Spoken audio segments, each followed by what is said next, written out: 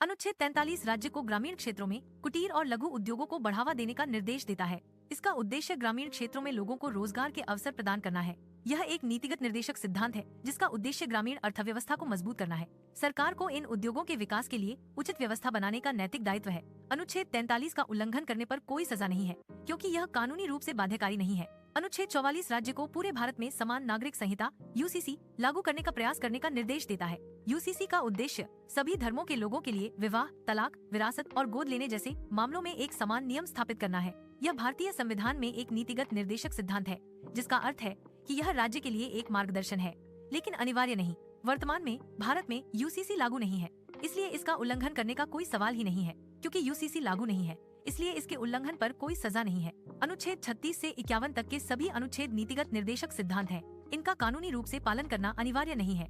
इनका उल्लंघन करने पर कोई सजा नहीं होती है। ये अनुच्छेद सरकार को नीति निर्माण के लिए दिशा प्रदान करते हैं। इनका उद्देश्य एक न्यायपूर्ण और कल्याणकारी समाज का निर्माण करना है।